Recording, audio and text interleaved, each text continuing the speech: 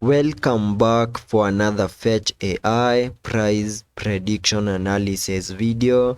and at the time of this recording, Fetch AI continues to hold above the 20-day MA here on the 4-hour chart, which is now acting as support for us to continue gearing up. We are also holding above a significant area of support at around the $0.5 mark, and as long as that key area of support continues to hold, I'm still expecting higher prices here on the Fetch AI chart. And the next key area of resistance that we need to see a break above lies at around the $0.58 mark, and a break above that key area of resistance with a successful retest, then I will be expecting Fetch AI to get above the $0.6 mark in the next coming hours. Fetch AI has also continued to obey the ED12 structures, and zooming out here on the charts to give you my ED12 analysis, you can see that Fetch AI back in August gave us this low down here before we saw this move to the upper side in the formation of that wave 1.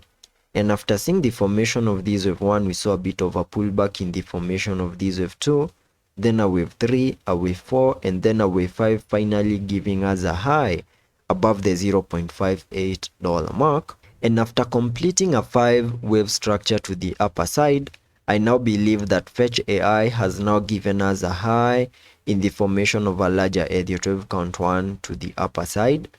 And after seeing the formation of that first wave to the upper side, whatever we expect next is a bit of a pullback in the formation of a larger ED12 count 2. And once we have a low in place for this wave 2, whatever we expect next is another impulsive move to the upper side in the formation of this wave 3. And the minimum target areas for the second wave can be given by connecting the Fibonacci's from the low of the first wave to the high of that wave 1, giving me a minimum pullback target area between the Fib level 0.382 and the Fib level 0.618, and that is between the 0.42 and the $0.32 mark, which is the area we can expect that second wave to take us back into. And once we have a low in place for that wave 2, we can expect another explosive move to the upper side in the formation of this wave 3, getting us above the $0.9 mark in the next coming days.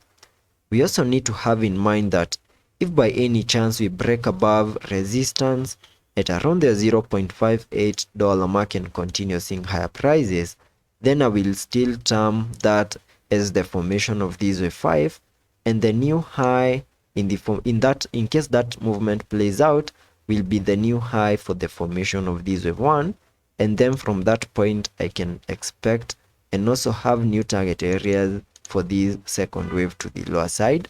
Zooming out even further to now give you my long-term ED12 analysis that I'm expecting to play out once the bull market is here. You can see that last year Fetch AI gave us a low at around the $0.0525 mark before we peaked in a 5-wave structure over here, giving us a high above the $0.61 mark, completing the formation of this larger ED12 count 1. And after seeing the formation of that first wave, we started a bit of a pullback in the formation of this wave 2 into the minimum target areas for that wave 2 highlighted on the charts using this red target area.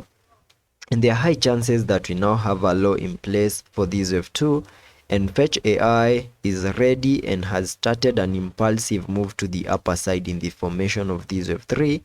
whose minimum target areas can be given by connecting the trend-based Fibonacci from the low of the first wave to the high of that wave 1, then dragging the fibs to the low of the second wave,